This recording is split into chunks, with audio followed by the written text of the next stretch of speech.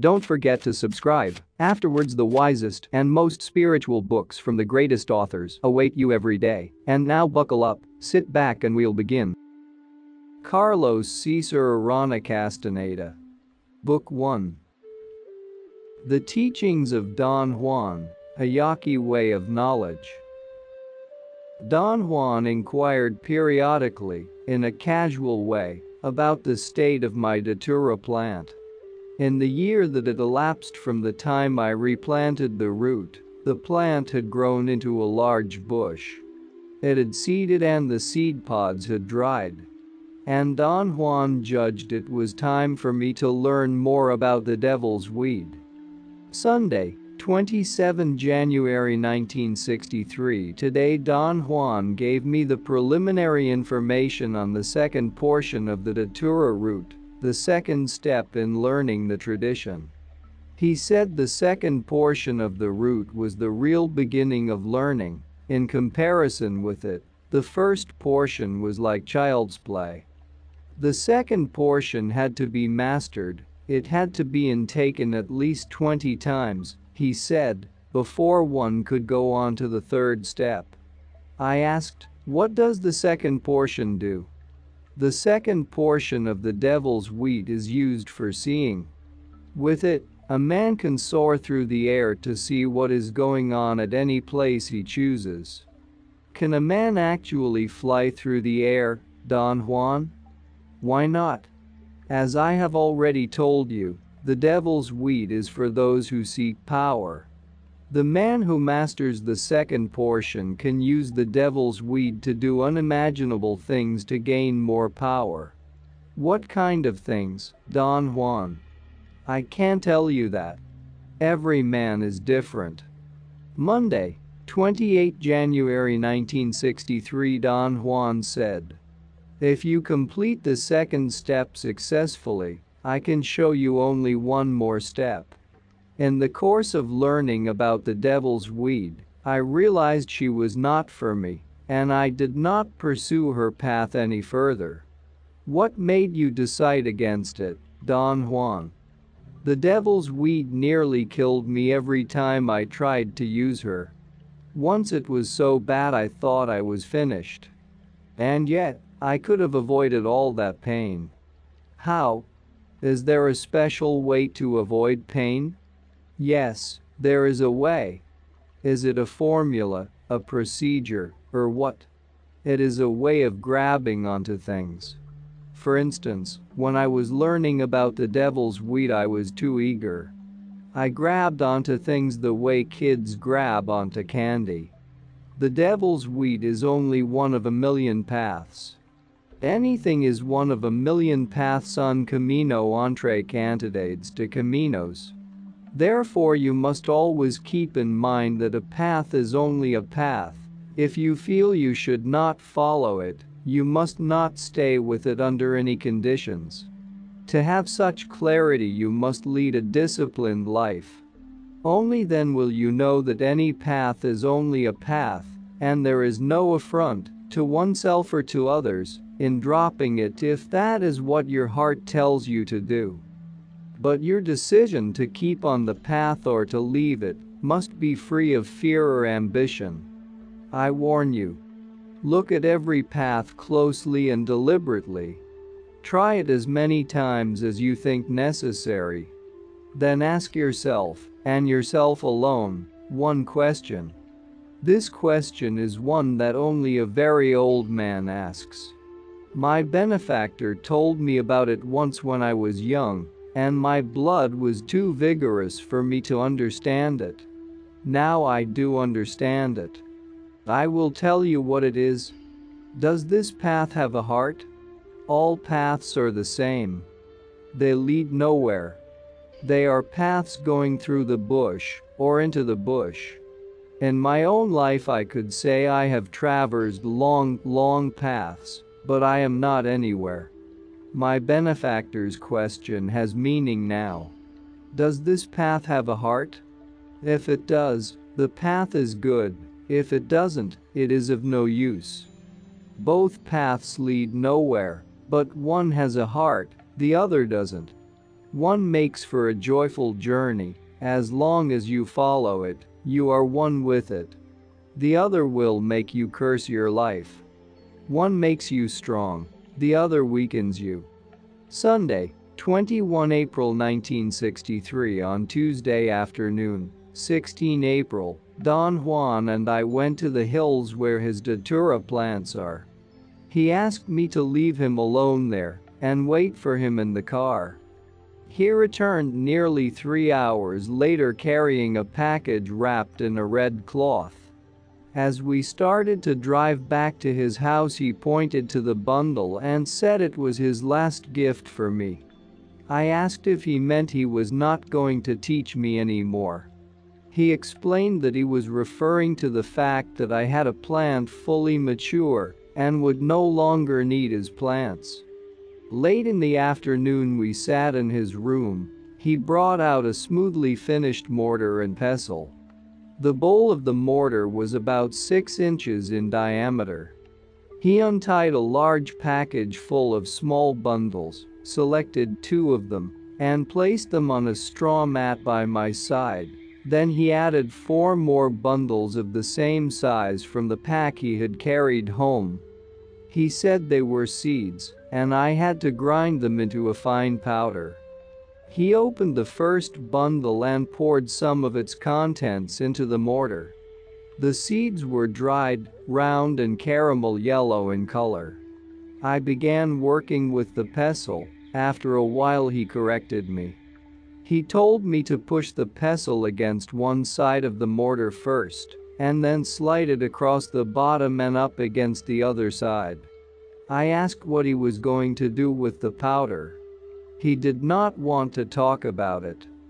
The first batch of seeds was extremely hard to grind. It took me 4 hours to finish the job.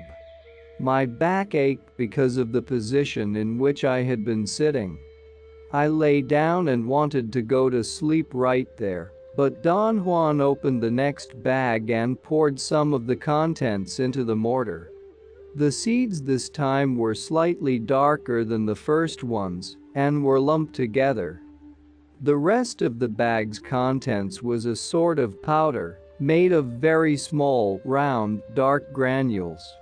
I wanted something to eat, but Don Juan said that if I wished to learn I had to follow the rule, and the rule was that I could only drink a little water while learning the secrets of the second portion. The third bag contained a handful of live black grain weevils. And in the last bag were some fresh white seeds, almost mushy soft, but fibrous and difficult to grind into a fine paste, as he expected me to do. After I had finished grinding the contents of the 4 bags, Don Juan measured 2 cups of a greenish water, poured it into a clay pot, and put the pot on the fire. When the water was boiling, he added the first batch of powdered seeds. He stirred it with a long pointed piece of wood or bone which he carried in his leather pouch. As soon as the water boiled again, he added the other substances one by one, following the same procedure. Then he added 1 more cup of the same water and let the mixture simmer over a low fire. Then he told me it was time to mash the root. He carefully extracted a long piece of datura root from the bundle he had carried home. The root was about 16 inches long. It was thick, perhaps 1.5 inches in diameter. He said it was the second portion, and again he had measured the second portion himself, because it was still his root. He said the next time I tried the devil's weed I would have to measure my own root. He pushed the big mortar towards me, and I proceeded to pound the root in exactly the same way he had mashed the first portion. He directed me through the same steps, and again we left the mashed root soaking in water, exposed to the night air. By that time the boiling mixture had solidified in the clay pot. Don Juan took the pot from the fire, placed it inside a hanging net, and hooked it to a beam in the middle of the room. About 8 o'clock in the morning of 17 April, Don Juan and I began to leach the root extract with water. It was a clear, sunny day, and Don Juan interpreted the fine weather as an omen that the devil's weed liked me. He said that with me around, he could remember only how bad she had been with him. The procedure we followed in leaching the root extract was the same I had observed for the first portion. By late afternoon, after pouring out the top water for the 8th time, there was a spoonful of a yellowish substance in the bottom of the bowl. We returned to his room where there were still 2 little sacks he had not touched. He opened one, slid his hand inside, and wrinkled the open end around his wrist with the other hand. He seemed to be holding something, judging by the way his hand moved inside the bag. Suddenly, with a swift movement, he peeled the bag off his hand like a glove, turning it inside out, and shoved his hand close to my face. He was holding a lizard. Its head was a few inches from my eyes. There was something strange about the lizard's mouth. I gazed at it for a moment and then recoiled involuntarily. The lizard's mouth was sewed up with rude stitches. Don Juan ordered me to hold the lizard in my left hand. I clutched it. It wriggled against my palm. I felt nauseated. My hands began to perspire. He took the last bag and, repeating the same motions, he extracted another lizard. He also held it close to my face. I saw that its eyelids were sewed together. He ordered me to hold this lizard in my right hand. By the time I had both lizards in my hands, I was almost sick. I had an overpowering desire to drop them and get out of there. "Don't squeeze them," he said, and his voice brought me a sense of relief and direction. He asked what was wrong with me. He tried to be serious, but couldn't keep a straight face and laughed. I tried to ease my grip, but my hands were sweating so profusely that the lizards began to wriggle out of them. Their sharp little claws scratched my hands, producing an incredible feeling of disgust and nausea. I closed my eyes and clenched my teeth. One of the lizards was already sliding onto my wrist. All it needed was to yank its head from between my fingers to be free. I had a peculiar sensation of physical despair, of supreme discomfort. I growled at Don Juan, between my teeth, to take the damn things off me. My head shook involuntarily. He looked at me curiously. I growled like a bear, shaking my body. He dropped the lizards into their bags and began to laugh. I wanted to laugh also, but my stomach was upset. I lay down.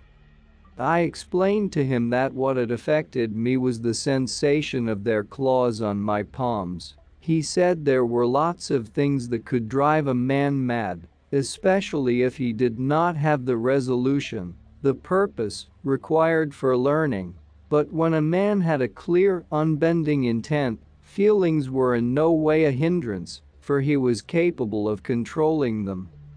Don Juan waited a while and then, going through the same motions, handed me the lizards again. He told me to hold their heads up and rub them softly against my temples. As I asked them anything I wanted to know. I did not understand at first what he wanted me to do. He told me again to ask the lizards about anything I could not find out for myself. He gave me a whole series of examples. I could find out about persons I did not see ordinarily, or about objects that were lost, or about places I had not seen. Then I realized he was talking about divination. I got very excited. My heart began to pound. I felt that I was losing my breath. He warned me not to ask about personal matters this first time. He said I should think rather of something that had nothing to do with me. I had to think fast and clearly because there would be no way of reversing my thoughts. I tried frantically to think of something I wanted to know. Don Juan urged me on imperiously, and I was astonished to realize I could think of nothing I wanted to ask the lizards. After a painfully long wait, I thought of something. Some time earlier, a large number of books had been stolen from a reading room. It was not a personal matter, and yet I was interested in it. I had no preconceived ideas about the identity of the person or persons who had taken the books. I rubbed the lizards against my temples, asking them who the thief was. After a while, Don Juan put the lizards inside their bags and said that there were no deep secrets about the root and the paste. The paste was made to give direction, the root made things clear. But the real mystery was the lizards. They were the secret of the whole sorcery of the second portion, he said. I asked whether they were a special kind of lizard. He said they were. They had to come from the area of one's own plant, they had to be one's friends. And to have lizards as friends, he said, required a long period of grooming. One had to develop a strong friendship with them by giving them food and speaking kind words to them. I asked why their friendship was so important.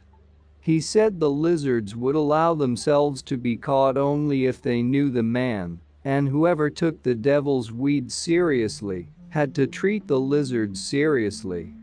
He said that, as a rule, the lizards should be caught after the paste and the root had been prepared. They should be caught in the late afternoon. If one was not on intimate terms with the lizards, he said, days could be spent trying to catch them without success, and the paste lasts only one day. He then gave me a long series of instructions concerning the procedure to follow after the lizards had been caught. Once you have caught the lizards, put them in separate bags. Then take the first one and talk to her. Apologize for hurting her and beg her to help you. And with a wooden needle sew up her mouth. Use the fibers of agave and one of the thorns of a cholla to do the sewing. Draw the stitches tight.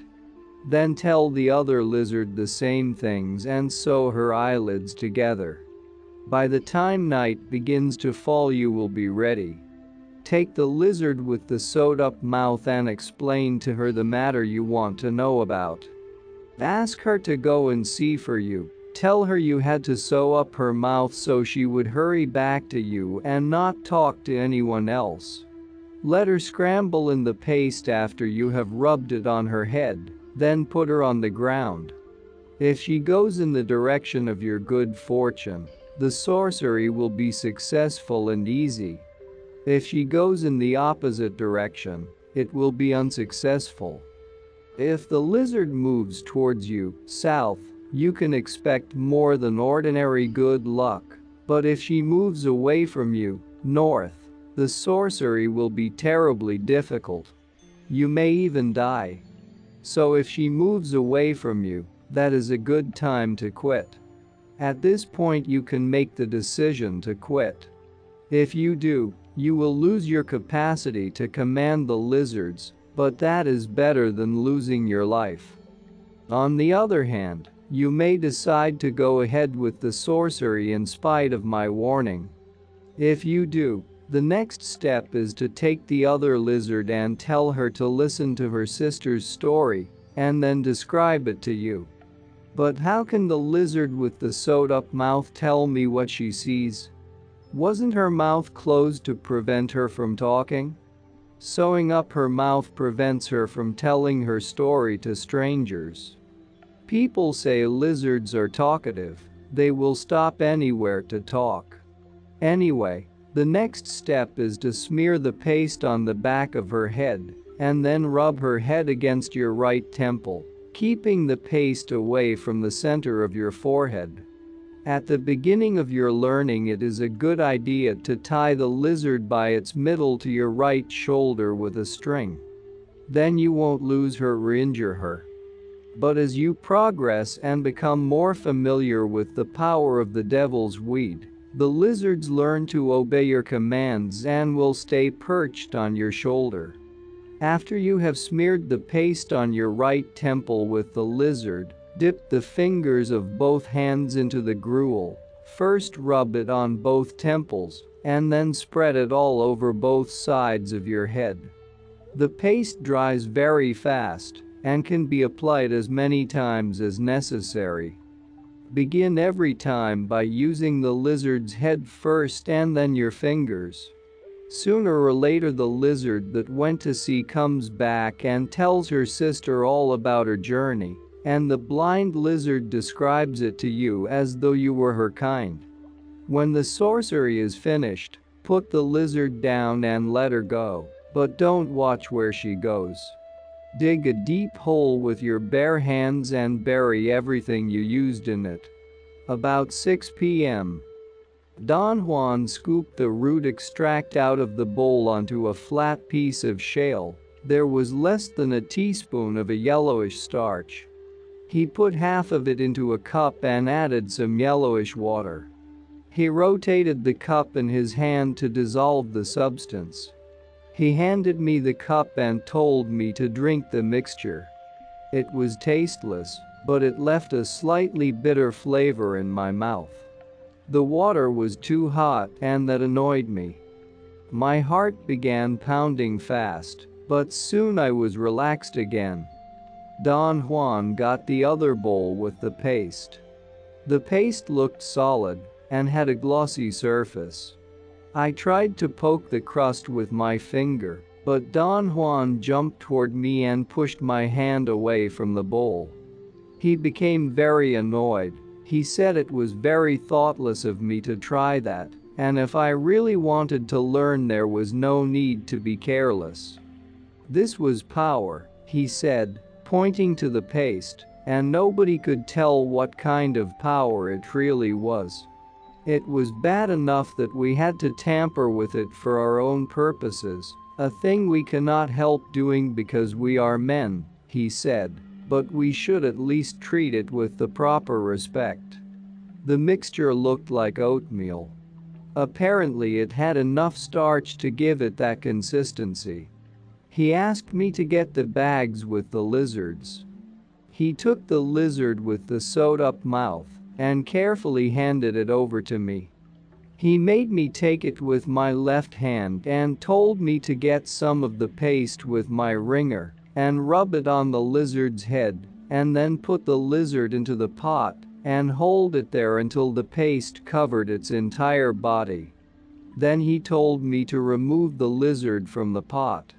He picked up the pot and led me to a rocky area not too far from his house. He pointed to a large rock and told me to sit in front of it, as if it were my datura plant, and, holding the lizard in front of my face, to explain to her again what I wanted to know, and beg her to go and find the answer for me. He advised me to tell the lizard I was sorry I had to cause her discomfort, and to promise her I would be kind to all lizards in return. And then he told me to hold her between the third and fourth fingers of my left hand, where he had once made a cut, and to dance around the rock, doing exactly what I had done when I replanted the root of the devil's weed. He asked me if I remembered all I had done at that time. I said I did. He emphasized that everything had to be just the same, and if I did not remember I had to wait until everything was clear in my mind. He warned me with great urgency that if I acted too quickly, without deliberation, I was going to get hurt. His last instruction was that I was to place the lizard with the sewed-up mouth on the ground and watch where she went, so that I could determine the outcome of the experience. He said I was not to take my eyes away from the lizard, even for an instant, because it was a common trick of lizards to distract one and then dash away. It was not quite dark yet. Don Juan looked at the sky. "I will leave you alone," he said, and walked away. I followed all his instructions and then placed the lizard on the ground. The lizard stood motionless where I had put it. Then it looked at me and ran to the rocks towards the east and disappeared among them. I sat on the ground in front of the rock, as though I were facing my plant. A profound sadness overtook me. I wondered about the lizard with its sewed-up mouth. I thought of its strange journey and of how it looked at me before it ran away. It was a weird thought, an annoying projection. In my own way, I too was a lizard, undergoing another strange journey. My fate was, perhaps, only to see. At that moment I felt that I would never be able to tell what I had seen. It was very dark by then. I could hardly see the rocks in front of me. I thought of Don Juan's words. "The twilight, there's the crack between the worlds." After long hesitation I began to follow the steps prescribed. The paste, though it looked like oatmeal, did not feel like oatmeal. It was very smooth and cold. It had a peculiar, pungent smell. It produced a sensation of coolness on the skin and dried quickly. I rubbed my temples 11 times, without noticing any effect. I tried very carefully to take account of any change in perception or mood, for I did not even know what to anticipate. As a matter of fact, I could not conceive the nature of the experience and kept on searching for clues. The paste had dried up and scaled off my temples. I was about to rub some more of it on when I realized I was sitting on my heels in Japanese fashion. I had been sitting cross-legged and did not recall changing positions. It took some time to realize fully that I was sitting on the floor in a sort of cloister with high arches. I thought they were brick arches, but upon examining them I saw they were stone. This transition was very difficult. It came so suddenly that I was not ready to follow. My perception of the elements of the vision was diffused, as if I were dreaming. Yet the components did not change. They remained steady, and I could stop alongside any one of them and actually examine it. The vision was not so clear or so real as one induced by Payet. It had a misty character, an intensely pleasing pastel quality. I wondered whether I could get up or not, and the next thing I noticed was that I had moved. I was at the top of a stairway and a friend of mine, was standing at the bottom. Her eyes were feverish. There was a mad glare in them. She laughed aloud with such intensity that she was terrifying. She began coming up the stairs. I wanted to run away or take cover, because she'd been off her rocker once. That was the thought that came to my mind. I hid behind a column and she went by without looking. "She's going on a long trip now," was another thought that occurred to me then. And finally the last thought I remembered was, "She laughs every time she's ready to crack up." Suddenly the scene became very clear. It was no longer like a dream. It was like an ordinary scene, but I seemed to be looking at it through window glass. I tried to touch a column, but all I sensed was that I couldn't move, yet I knew I could stay as long as I wanted, viewing the scene. I was in it and yet I was not part of it. I experienced a barrage of rational thoughts and arguments. I was, so far as I could judge, in an ordinary state of sober consciousness. Every element belonged in the realm of my normal processes. And yet I knew it was not an ordinary state. The scene changed abruptly. It was nighttime. I was in the hull of a building. The darkness inside the building made me aware that in the earlier scene, the sunlight had been beautifully clear. Yet it had been so commonplace that I did not notice it at the time. As I looked further into the new vision, I saw a young man coming out of a room carrying a large knapsack on his shoulders. I didn't know who he was, although I had seen him once or twice. He walked by me and went down the stairs. By then I had forgotten my apprehension, my rational dilemmas. Who's that guy? I thought. Why did I see him? The scene changed again, and I was watching the young man deface books. He glued some of the pages together, erased markings, and so on. Then I saw him arranging the books neatly in a wooden crate. There was a pile of crates. They were right in his room, but in a storage place. Other images came to my mind, but they were not clear. The scene became foggy. I had a sensation of spinning. Don Juan shook me by the shoulders and I woke up. He helped me to stand and we walked back to his house. It had been 3.5 hours from the moment I began rubbing the paste on my temples to the time I woke up, but the visionary state could not have lasted more than 10 minutes. I had no ill effects whatsoever. I was just hungry and sleepy. Thursday, 18 April 1963. Don Juan asked me last night to describe my recent experience, but I was too sleepy to talk about it. I could not concentrate.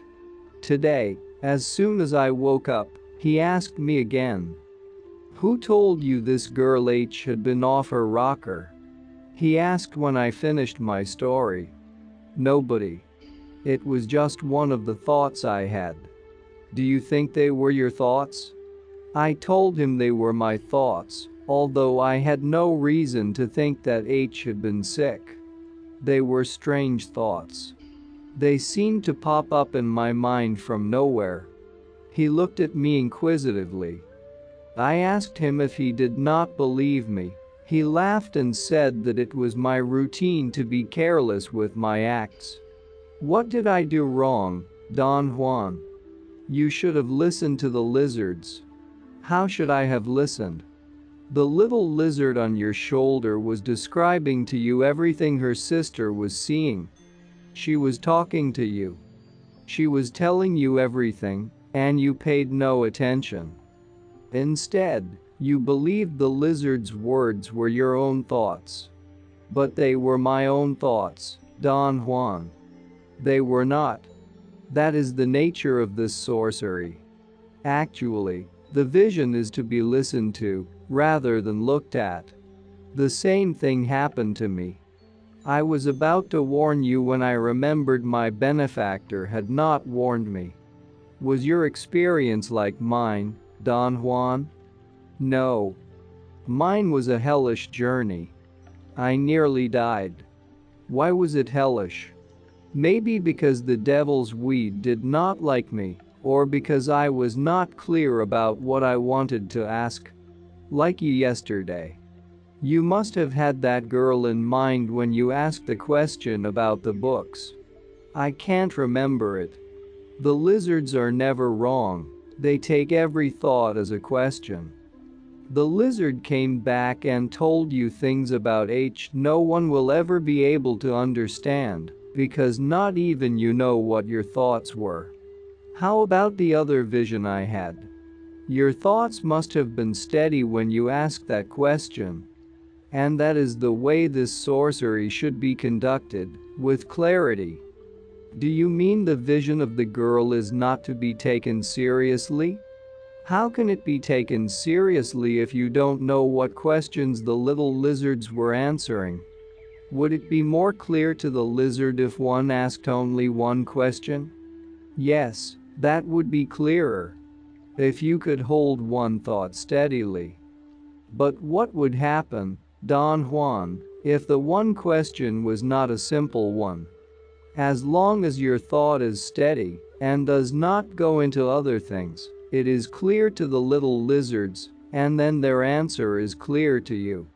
Can one ask more questions of the lizards as one goes along in the vision? No. The vision is to look at whatever the lizards are telling you. That is why I said it is a vision to hear more than a vision to see. That is why I ask you to deal with impersonal matters. Usually, when the question is about people, your longing to touch them or talk to them is too strong, and the lizard will stop talking, and the sorcery will be dispelled. You should know much more than you do now before trying to see things that concern you personally. Next time you must listen carefully. I am sure the lizards told you many things, but you were not listening. Friday, 19 April 1963. What were all the things I ground for the paste, Don Juan? Seeds of devil's wheat and the weevils that live off the seeds. The measure is 1 handful of each. He cupped his right hand to show me how much. I asked him what would happen if one element was used by itself, without the others. He said that such a procedure would only antagonize the devil's wheat and the lizards. You must not antagonize the lizards, he said, for the next day, during the late afternoon, you must return to the site of your plant. Speak to all lizards and ask the 2 that helped you in the sorcery to come out again. Search all over until it is quite dark. If you can't find them, you must try it once more the next day. If you are strong, you will find both of them, and then you have to eat them, right there. And you will be endowed forever with the capacity to see the unknown. You will never need to catch lizards again to practice this sorcery. They will live inside you from then on. What do I do if I find only one of them? If you find only one of them, you must let her go at the end of your search. If you find her the first day, don't keep her, hoping you will catch the other one the next day. That will only spoil your friendship with them. What happens if I can't find them at all? I think that would be the best thing for you. It implies that you must catch 2 lizards every time you want their help, but it also implies that you are free. What do you mean, free? Free from being the slave of the devil's weed. If the lizards are to live inside you, the devil's weed will never let you go. Is that bad? Of course it is bad. She will cut you off from everything else. You will have to spend your life grooming her as an ally. She is possessive. Once she dominates you, there is only one way to go her way. What if I find that the lizards are dead? If you find one or both of them dead, you must not attempt to do this sorcery for some time. Lay off for a while. I think this is all I need to tell you. What I have told you is the rule. Whenever you practice this sorcery by yourself, you must follow all the steps I have described while you sit in front of your plant. One more thing. You must not eat or drink until the sorcery is finished. The next step in Don Juan's teachings was a new aspect of mastering the second portion of the Datura route. In the time that elapsed between the 2 stages of learning, Don Juan inquired only about the development of my plant. Thursday, 27 June 1963. It is a good practice to test the devil's weed before embarking fully on her path, Don Juan said. How do you test her, Don Juan? You must try another sorcery with the lizards. You have all the elements that are needed to ask one more question of the lizards, this time without my help. Is it very necessary that I do this sorcery, Don Juan? It is the best way to test the feelings of the devil's weed towards you. She tests you all the time, so it is only fair that you test her too, And if you feel anywhere along her path that for some reason you should not go on, then you must simply stop. Saturday, 29 June 1963. I brought up the subject of the devil's weed.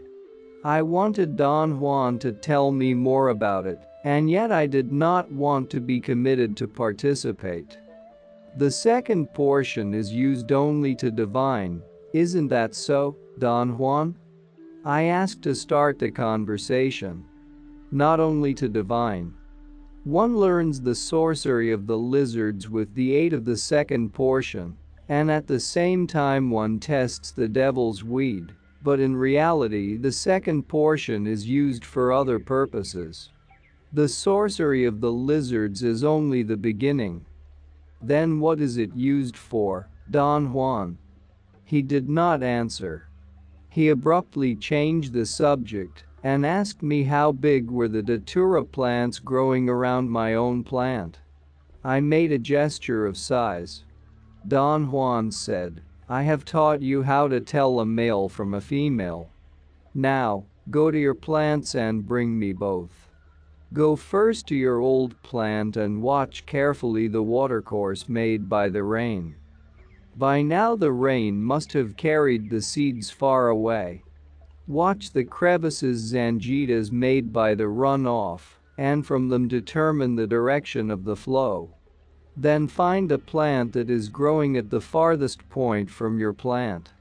All the devil's weed plants that are growing in between are yours. Later, as they seed, you can extend the size of your territory by following the watercourse from each plant along the way.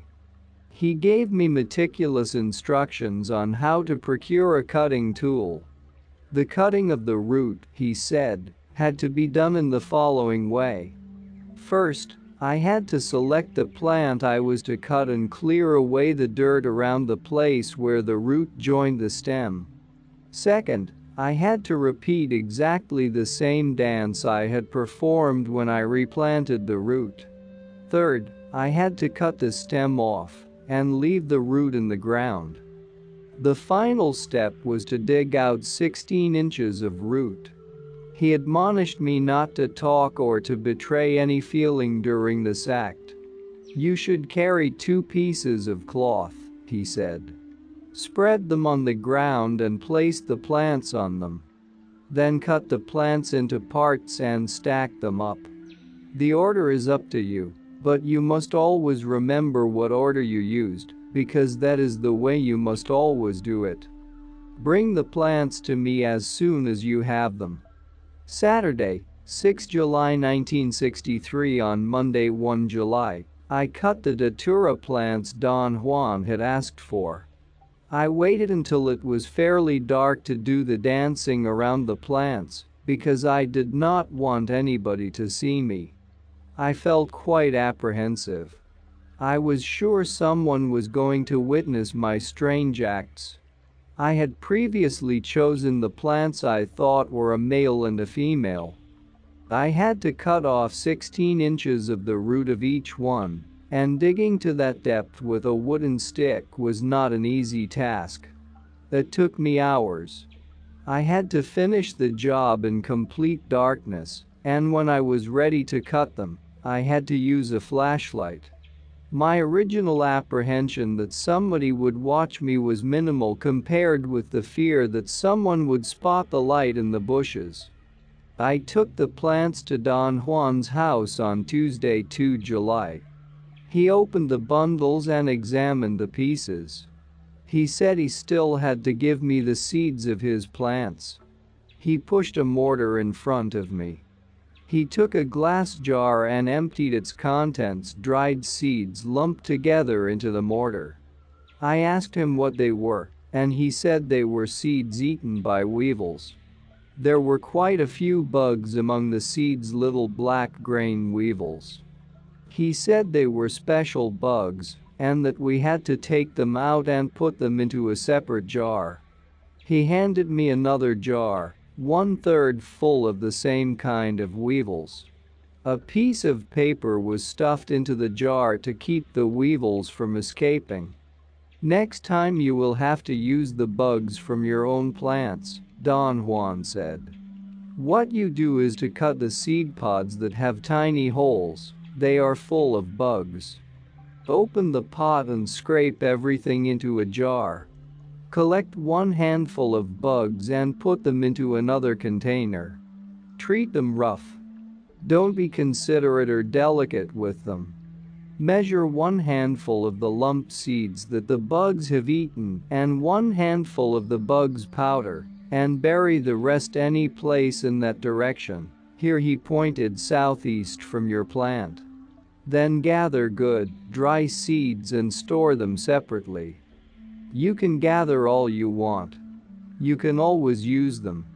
It is a good idea to get the seeds out of the pods there, so that you can bury everything at once. Next, Don Juan told me to grind the lumped seeds first, then the weevil eggs, then the bugs, and last the good, dry seeds. When all of them were mashed into a fine powder, Don Juan took the pieces of datura I had cut and stacked up. He separated the male root and wrapped it gently in a piece of cloth. He handed me the rest and told me to cut everything into little pieces, mash them well, and then put every bit of the juice into a pot. He said I had to mash them in the same order in which I had stacked them up. After I had finished, he told me to measure 1 cup of boiling water and stir it with everything in the pot, and then to add 2 more cups. He handed me a smoothly finished bone stick. I stirred the mush with it and put the pot on the fire. Then he said we had to prepare the root, and for that we had to use the larger mortar, because the male root could not be cut at all. We went to the back of the house. He had the mortar ready, and I proceeded to pound the root as I had done before. We left the root soaking in water, exposed to the night air, and went inside the house. I woke up when Don Juan got up. The sun was shining in a clear sky. It was a hot, dry day. Don Juan commented again that he was sure the devil's weed liked me. We proceeded to treat the root, and at the end of the day we had quite a bit of yellowish substance in the bottom of the bowl. Don Juan poured off the top water. I thought that was the end of the procedure, but he filled the bowl with boiling water again. He brought down the pot with the mush from under the roof. The mush seemed to be almost dry. He took the pot inside the house, placed it carefully on the floor, and sat down. Then he began to talk. My benefactor told me it was permissible to mix the plant with lard. And that is what you are going to do. My benefactor mixed it with lard for me, but, as I have already said, I never was very fond of the plant, and never really tried to become one with her. My benefactor told me that for best results, for those who really want to master the power, the proper thing is to mix the plant with the lard of a wild boar. The fat of the intestines is the best. But it is for you to choose. Perhaps the turn of the wheel will decide that you take the devil's weed as an ally, in which case I will advise you, as my benefactor advised me, to hunt a wild boar and get the fat from the intestines cibo de tripa. In other times, when the devil's weed was tops, brujos used to go on special hunting trips to get fat from wild boars. They sought the biggest and strongest males. They had a special magic for wild boars. They took from them a special power, so special that it was hard to believe, even in those days. But that power is lost. I don't know anything about it. And I don't know any man who knows about it. Perhaps the weed herself will teach you all that. Don Juan measured a handful of lard, dumped it into the bowl containing the dry gruel, and scraped the lard left on his hand onto the edge of the pot. He told me to stir the contents until they were smooth and thoroughly mixed. I whipped the mixture for nearly 3 hours. Don Juan looked at it from time to time and thought it was not done yet. Finally, he seemed satisfied. The air whipped into the paste had given it a light gray color and the consistency of jelly. He hung the bowl from the roof next to the other bowl. He said he was going to leave it there until the next day because it would take 2 days to prepare the second portion. He told me not to eat anything in the meantime. I could have water, but no food at all. The next day, Thursday 4 July, Don Juan directed me to leach the root 4 times. By the last time I poured the water out of the bowl, it had already become dark. We sat on the porch. He put both bowls in front of him. The root extract measured a teaspoon of a whitish starch. He put it into a cup and added water. He rotated the cup in his hand to dissolve the substance and then handed the cup to me. He told me to drink all that was in the cup. I drank it fast and then put the cup on the floor and slumped back.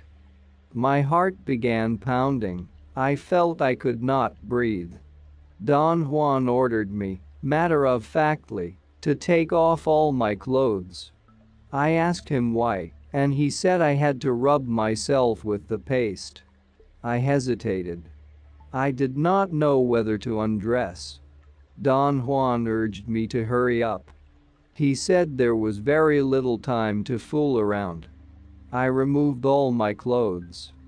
He took his bone stick and cut 2 horizontal lines on the surface of the paste, thus dividing the contents of the bowl into 3 equal parts.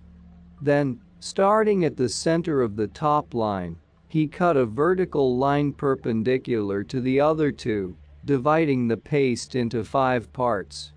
He pointed to the bottom right area and said that was for my left foot.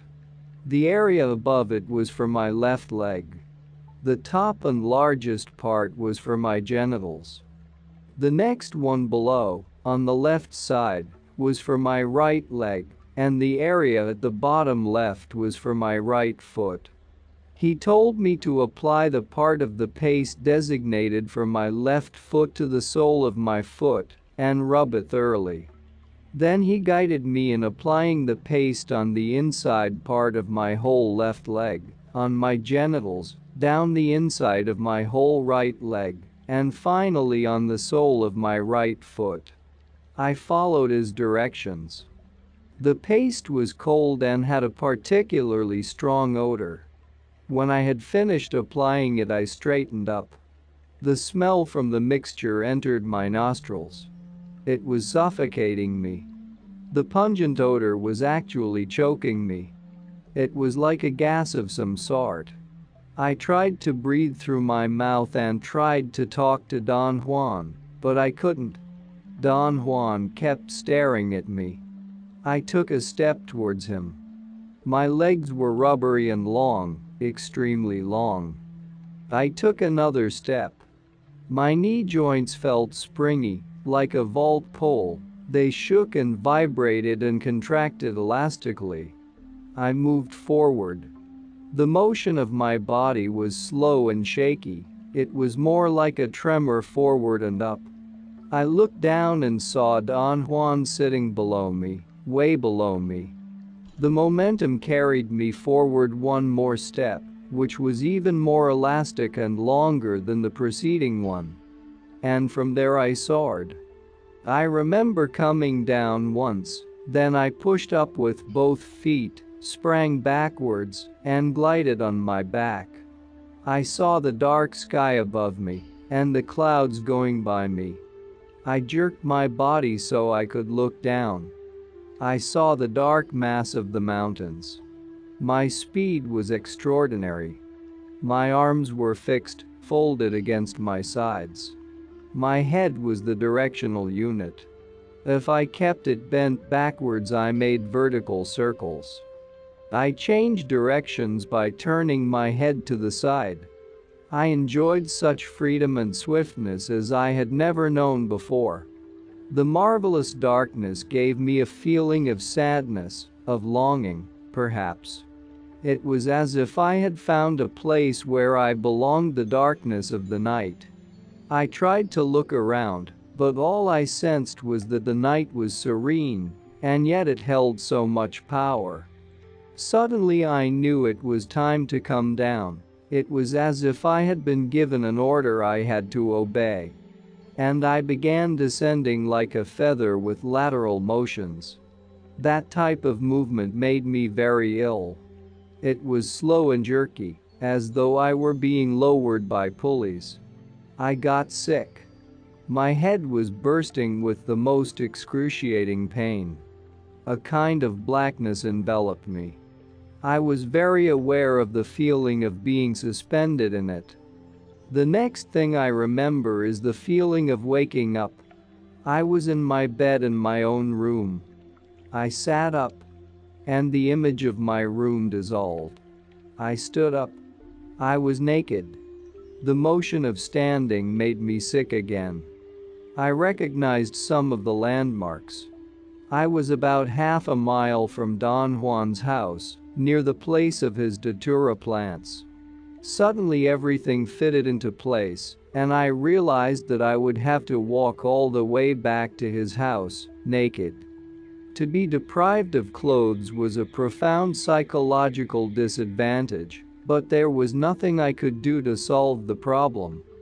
I thought of making myself a skirt with branches, but the thought seemed ludicrous, and, besides, it was soon going to be dawn, for the morning twilight was already clear. I forgot about my discomfort and my nausea and started to walk towards the house. I was obsessed with the fear of being discovered. I watched for people and dogs. I tried to run, but I hurt my feet on the small, sharp stones. I walked slowly. It was already very clear. Then I saw somebody coming up the road, and I quickly jumped behind the bushes. My situation seemed so incongruous to me. A moment before I had been enjoying the unbelievable pleasure of flying. The next minute I found myself hiding, embarrassed by my own nakedness. I thought of jumping out on the road again and running with all my might past the person who was coming.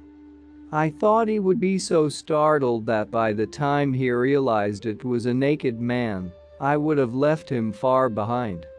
I thought all that, but I did not dare to move. The person coming up the road was just upon me and stopped walking. I heard him calling my name. It was Don Juan, and he had my clothes. As I put them on, he looked at me and laughed. He laughed so hard that I wound up laughing too. The same day, Friday 5 July, late in the afternoon, Don Juan asked me to narrate the details of my experience. As carefully as I could, I related the whole episode. The second portion of the devil's weed is used to fly, he said when I had finished. The unguent by itself is not enough. My benefactor said that it is the root that gives direction and wisdom, and it is the cause of flying. As you learn more, and take it often in order to fly, you will begin to see everything with great clarity. You can soar through the air for hundreds of miles to see what is happening at any place you want, or to deliver a fatal blow to your enemies far away. As you become familiar with the devil's weed, she will teach you how to do such things. For instance, she has taught you already how to change directions. In the same manner, she will teach you unimaginable things. Like what, Don Juan? That I can't tell you. Every man is different. My benefactor never told me what he had learned. He told me how to proceed, but never what he saw. That is only for oneself. But I tell you all I see, Don Juan. Now you do. Later you will not. The next time you take the devil's weed, you will do it by yourself, around your own plants, because that is where you will land, around your plants. Remember that. That is why I came down here to my plants to look for you." He said nothing more, and I fell asleep. When I woke up in the evening, I felt invigorated. For some reason I exuded a sort of physical contentment. I was happy, satisfied. Don Juan asked me, "Did you like the night? Or was it frightful?" I told him that the night was truly magnificent. "How about your headache? Was it very bad?" he asked. The headache was as strong as all the other feelings. "It was the worst pain I have ever had," I said. "Would that keep you from wanting to taste the power of the devil's weed again?" "I don't know. I don't want it now, but later I might. I really don't know, Don Juan."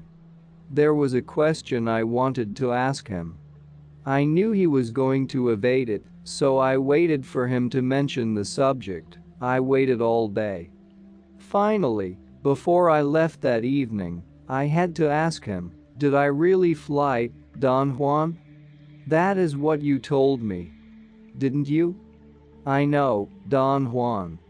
I mean, did my body fly? Did I take off like a bird? You always ask me questions I cannot answer. You flew. That is what the second portion of the devil's weed is for. As you take more of it, you will learn how to fly perfectly. It is not a simple matter. A man flies with the help of the second portion of the devil's weed. That is all I can tell you. What you want to know makes no sense.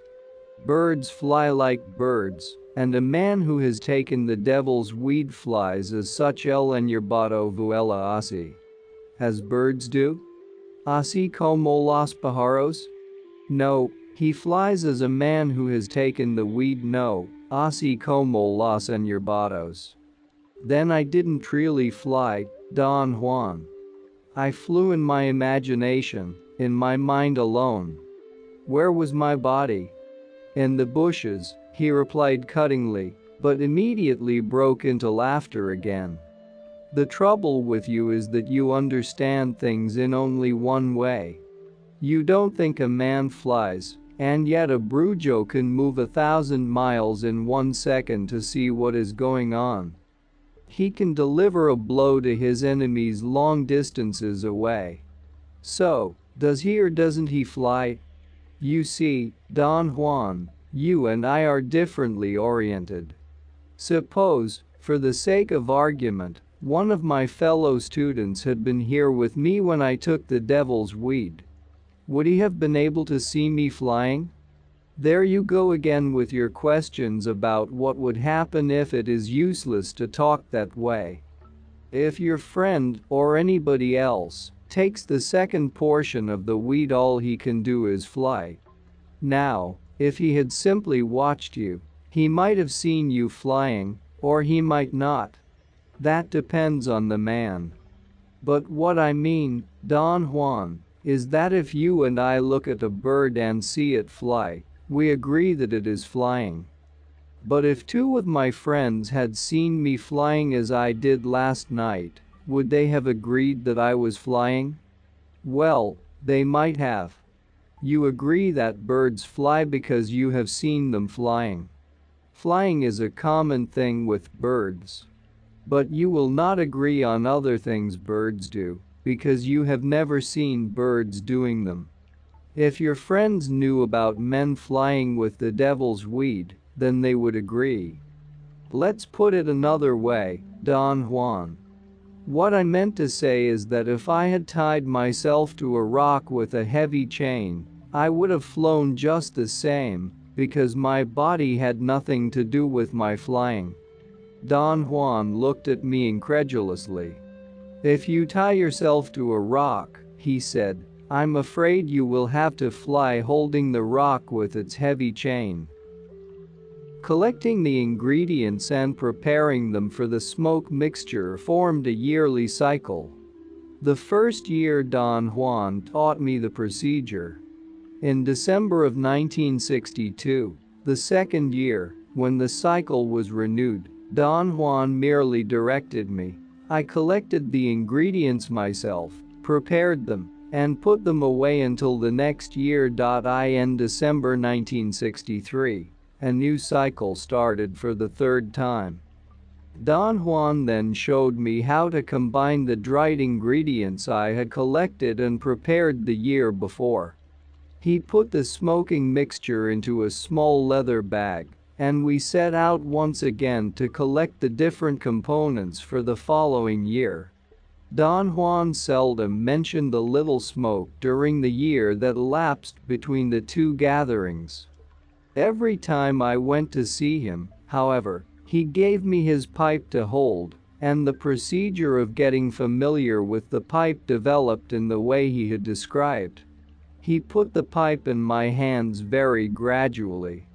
He demanded absolute and careful concentration on that action, and gave me very explicit directions.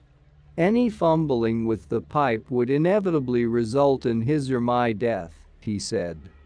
As soon as we had finished the third collecting and preparing cycle, Don Juan began to talk about the smoke as an ally for the first time in more than a year.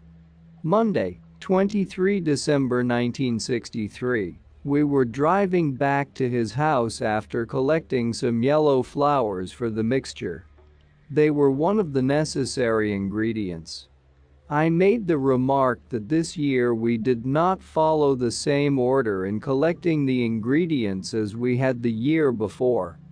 He laughed and said the smoke was not moody or petty, as the devil's weed was. For the smoke, the order of collecting was unimportant. All that was required was that the man using the mixture had to be accurate and exact.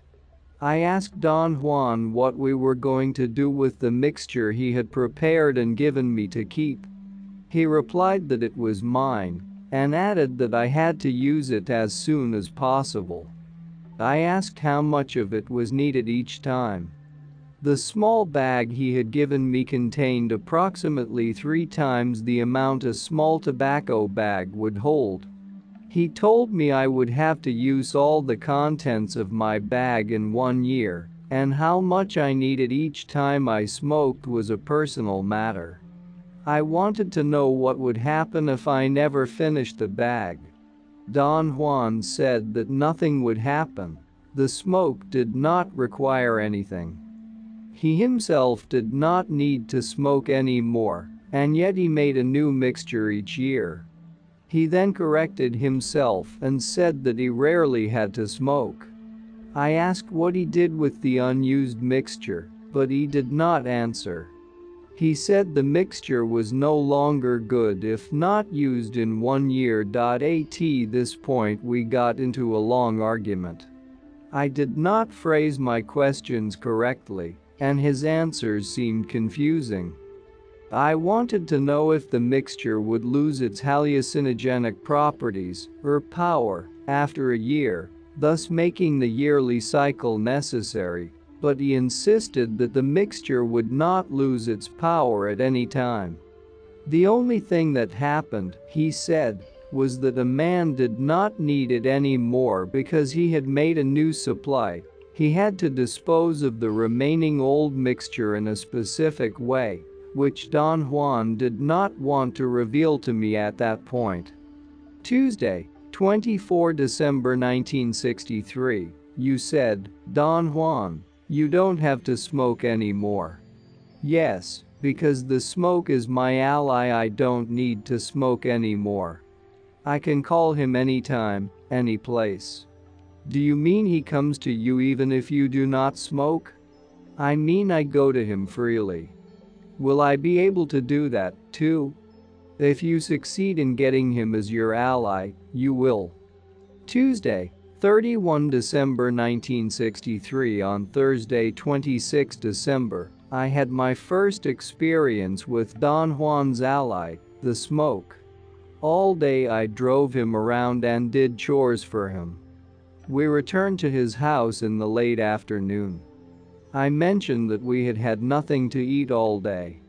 He was completely unconcerned over that. Instead, he began to tell me it was imperative for me to become familiar with the smoke.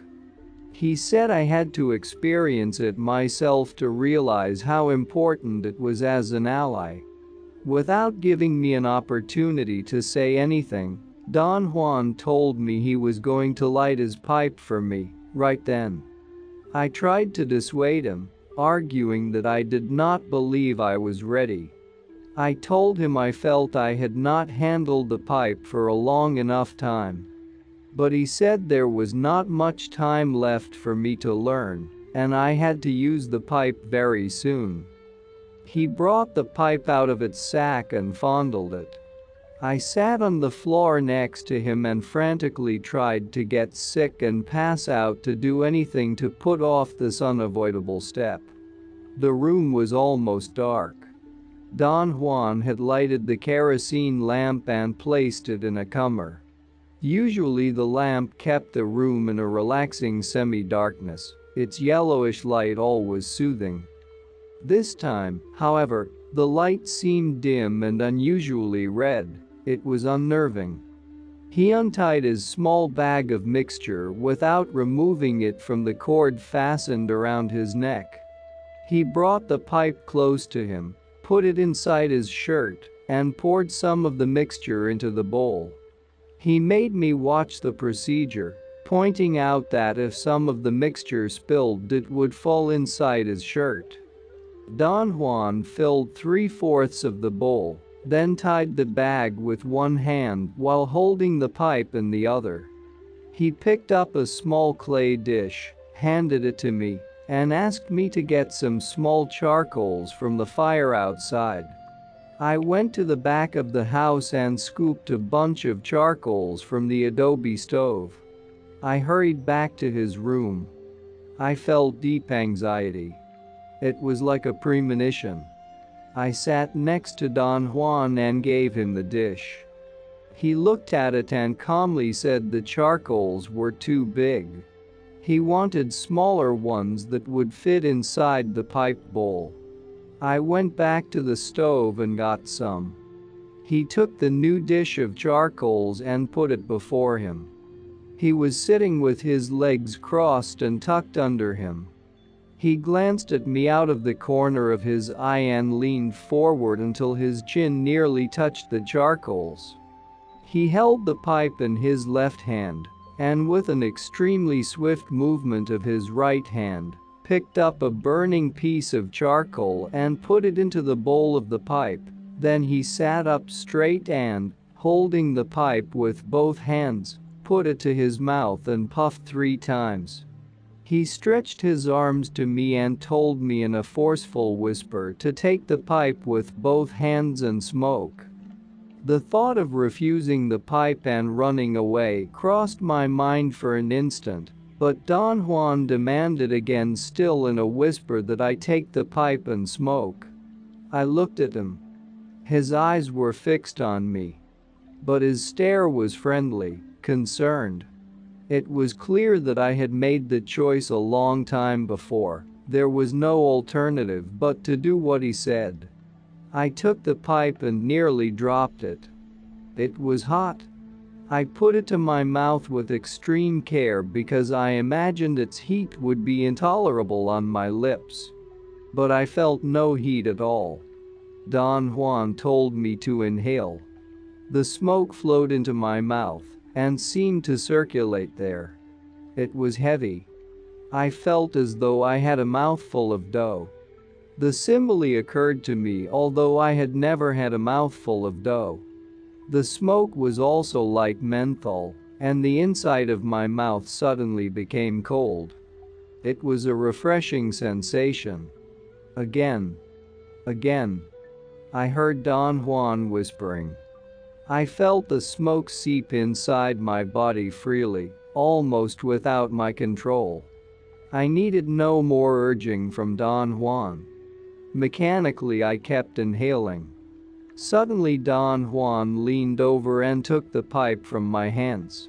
He tapped the ashes gently on the dish with the charcoals, Then he wet his finger with saliva and rotated it inside the bowl to clean its sides.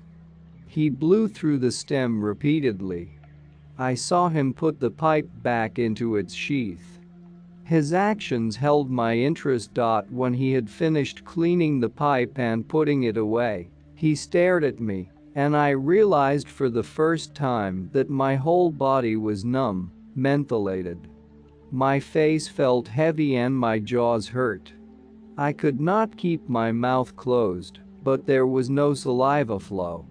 My mouth was burning dry, and yet I was not thirsty.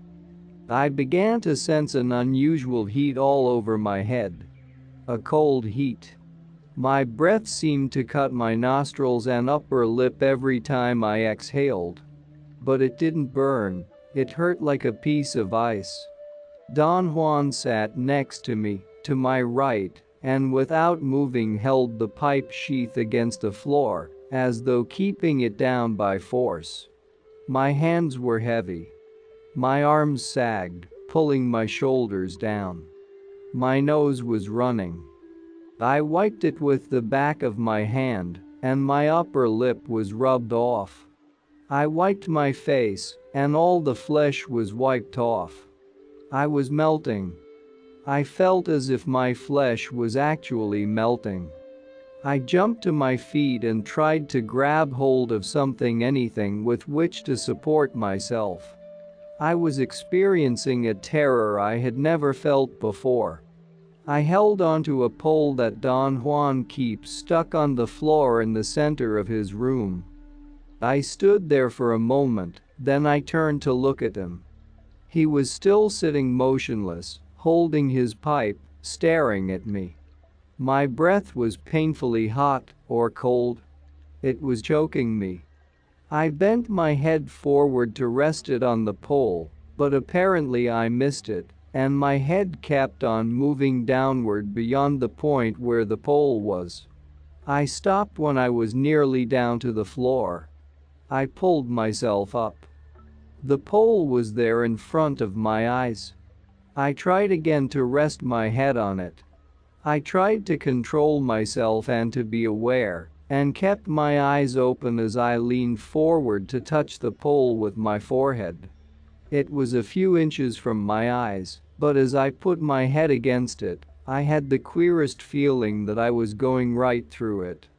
In a desperate search for a rational explanation, I concluded that my eyes were distorting depth, and that the pole must have been 10 feet away, even though I saw it directly in front of my face.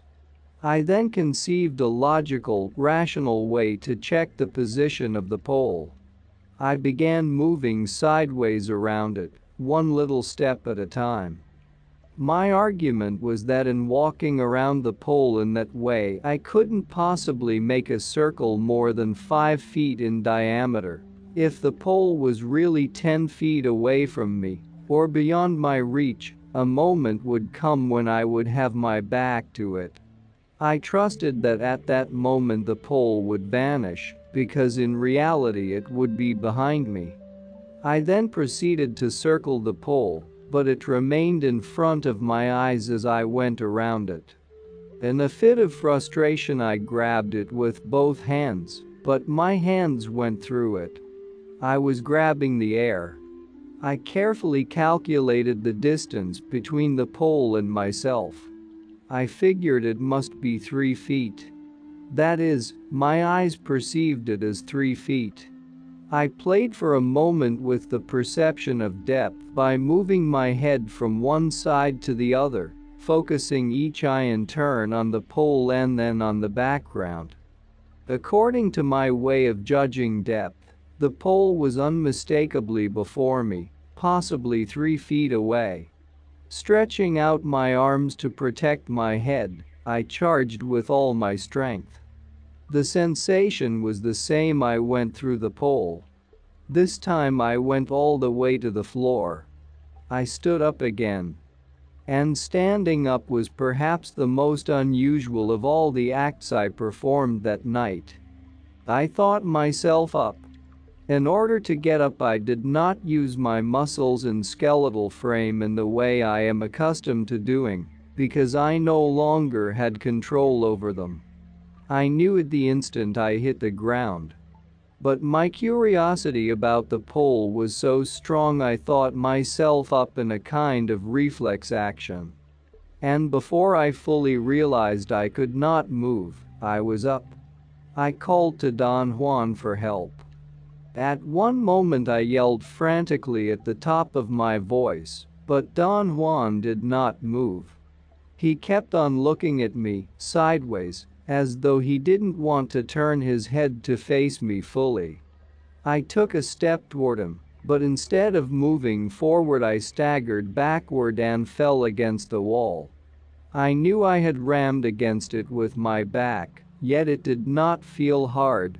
I was completely suspended in a soft, spongy substance. It was the wall.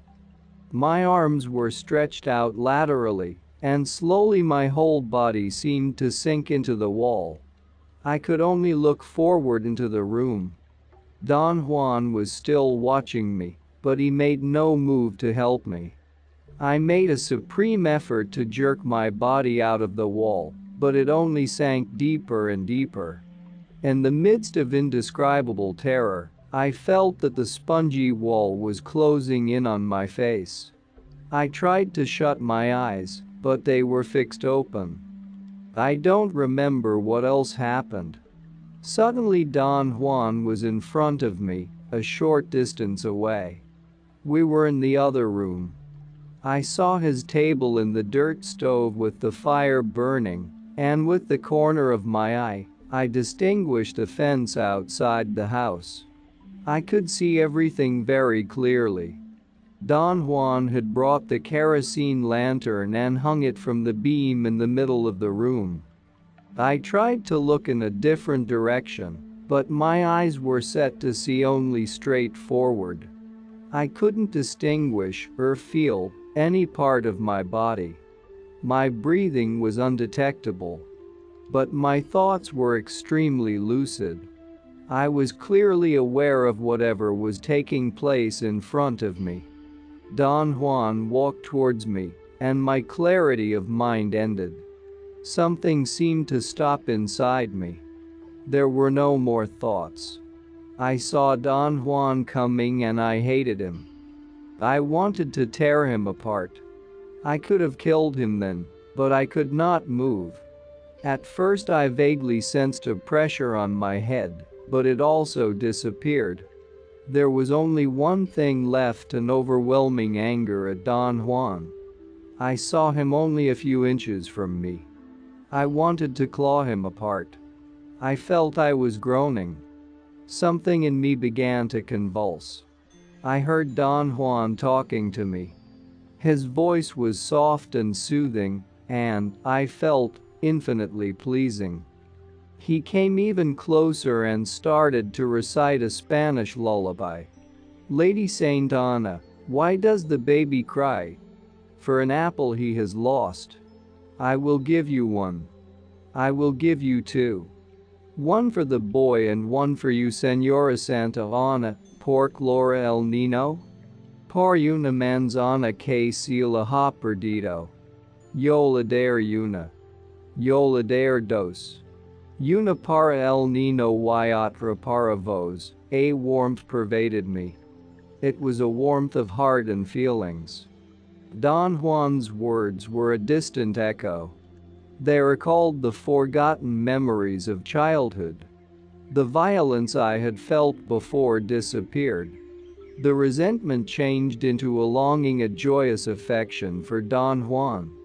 He said I must struggle not to fall asleep, that I no longer had a body and was free to turn into anything I wanted. He stepped back. My eyes were at a normal level, as though I were standing in front of him. He extended both his arms towards me and told me to come inside them. Either I moved forward, or he came closer to me. His hands were almost on my face, on my eyes, although I did not feel them. Get inside my chest, I heard him say.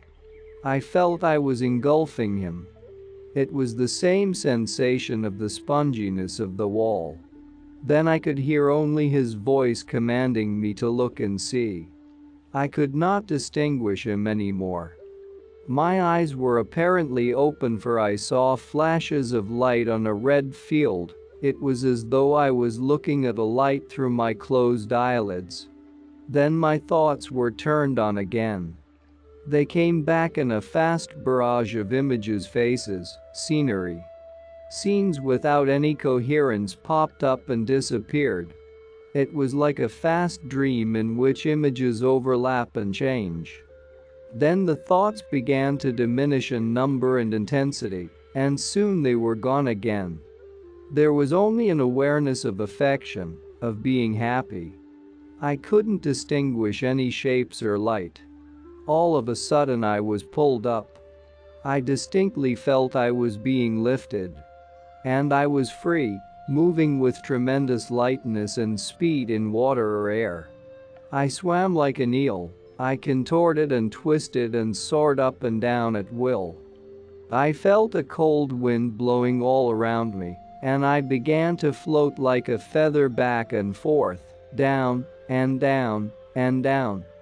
Saturday, 28 December 1963. I woke up yesterday late in the afternoon. Don Juan told me I had slept peacefully for nearly 2 days. I had a splitting headache. I drank some water and got sick. I felt tired, extremely tired, and after eating I went back to sleep. Today I felt perfectly relaxed again. Don Juan and I talked about my experience with the little smoke. Thinking that he wanted me to tell the whole story the way I always did, I began to describe my impressions, but he stopped me and said it was not necessary. He told me I had really not done anything, and that I had fallen asleep right away, so there was nothing to talk about. How about the way I felt?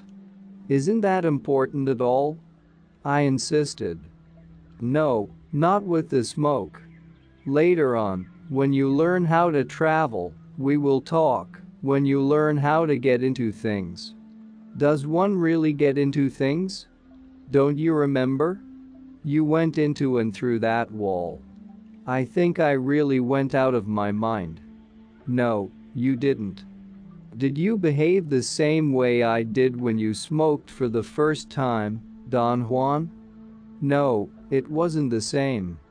We have different characters. How did you behave? Don Juan did not answer. I rephrased the question and asked it again. But he said he did not remember his experiences, and that my question was comparable to asking a fisherman how he felt the first time he fished. He said the smoke as an ally was unique, and I reminded him that he had also said Mescalito was unique. He argued that each was unique, but that they differed in quality. Mescalito is a protector because he talks to you and can guide your acts, he said. Mescalito teaches the right way to live. And you can see him because he is outside you. The smoke, on the other hand, is an ally. It transforms you and gives you power without ever showing its presence. You can't talk to it. But you know it exists because it takes your body away and makes you as light as air. Yet you never see it. But it is there giving you power to accomplish unimaginable things, such as when it takes your body away. I really felt I had lost my body, Don Juan. You did. You mean, I really didn't have a body? What do you think yourself? Well, I don't know. All I can tell you is what I felt. That is all there is in reality, what you felt. But how did you see me, Don Juan? How did I appear to you? How I saw you does not matter. It is like the time when you grabbed the pole. You felt it was not there and you went around it to make sure it was there. But when you jumped at it, you felt again that it was not really there. But you saw me as I am now, didn't you? No. You were not as you are now. True. I admit that. But I had my body, didn't I, although I couldn't feel it? No. God damn it. You did not have a body like the body you have today. What happened to my body then? I thought you understood. The little smoke took your body. But where did it go? How in hell do you expect me to know that? It was useless to persist in trying to get a rational explanation. I told him I did not want to argue or to ask stupid questions, but if I accepted the idea that it was possible to lose my body, I would lose all my rationality. He said that I was exaggerating, as usual, and that I did not, nor was I going to, lose anything because of the little smoke. Tuesday, 28 January 1964. I asked Don Juan what he thought of the idea of giving the smoke to anyone who wanted the experience. He indignantly replied that to give the smoke to anyone would be just the same as killing him, for he would have no one to guide him. I asked Don Juan to explain what he meant. He said I was there, alive and talking to him, because he had brought me back. He had restored my body. Without him I would never have awakened. How did you restore my body, Don Juan? You will learn that later, but you will have to learn to do it all by yourself. That is the reason I want you to learn as much as you can while I am still around. You have wasted enough time asking stupid questions about nonsense. But perhaps it is not in your destiny to learn all about the little smoke. Well, what shall I do, then? Let the smoke teach you as much as you can learn. Does the smoke also teach? Of course it teaches. Does it teach as Mescalito does? No, it is not a teacher as Mescalito is. It does not show the same things. But what does the smoke teach, then? It shows you how to handle its power, and to learn that you must take it as many times as you can. Your ally is very frightening, Don Juan. It was unlike anything I ever experienced before. I thought I had lost my mind. For some reason this was the most poignant image that came to my mind. I viewed the total event from the peculiar stand of having had other hallucinogenic experiences from which to draw a comparison, and the only thing that occurred to me, over and over again, was that with the smoke one loses one's mind.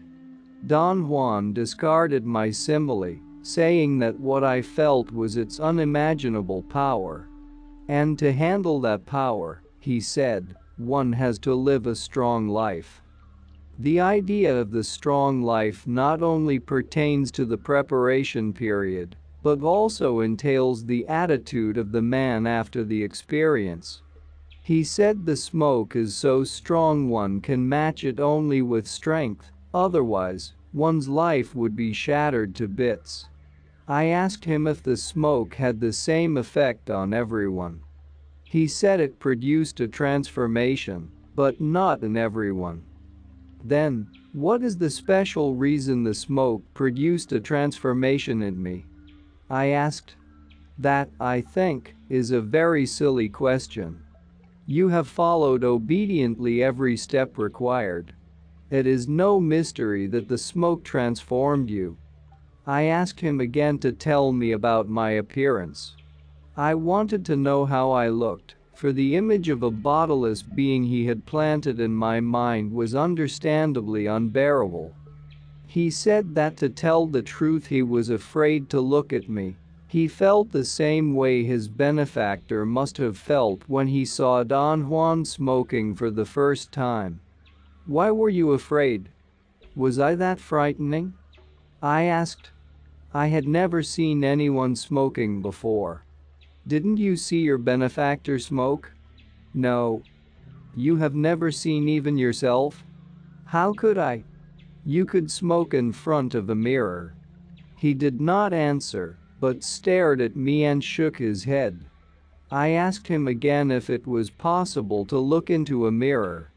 He said it would be possible, although it would be useless because one would probably die of fright, if of nothing else. I said, then one must look frightful.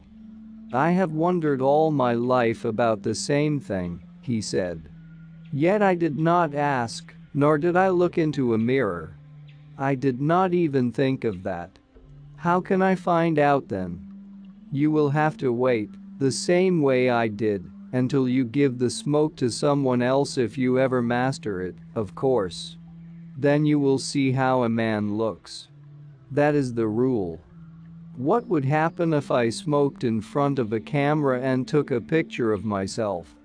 I don't know. The smoke would probably turn against you. But I suppose you find it so harmless you feel you can play with it. I told him I did not mean to play, but that he had told me before that the smoke did not require steps, and I thought there would be no harm in wanting to know how one looked. He corrected me, saying that he had meant there was no necessity to follow a specific order, as there is with the devil's weed. All that was needed with the smoke was the proper attitude, he said. From that point of view, one had to be exact in following the rule. He gave me an example, explaining that it did not matter what ingredient for the mixture was picked first, so long as the amount was correct. I asked if there would be any harm in my telling others about my experience. He replied that the only secrets never to be revealed were how to make the mixture, how to move around, and how to return. Other matters concerning the subject were of no importance. And that's not all. Our experts and regular viewers respond to all comments. Also check if you forgot to subscribe and set your bell to receive notifications about new audiobooks and other useful self-development materials that we release regularly. Join in the discussions, don't forget to give likes and, if possible and inspired, support the development of the channel financially. All useful links will be in the description and the first attached comment. Goodness, love and wisdom to all. And now move on to watch the next part of the video at the links below, or choose something from the playlists of the channel and those you see on the screen.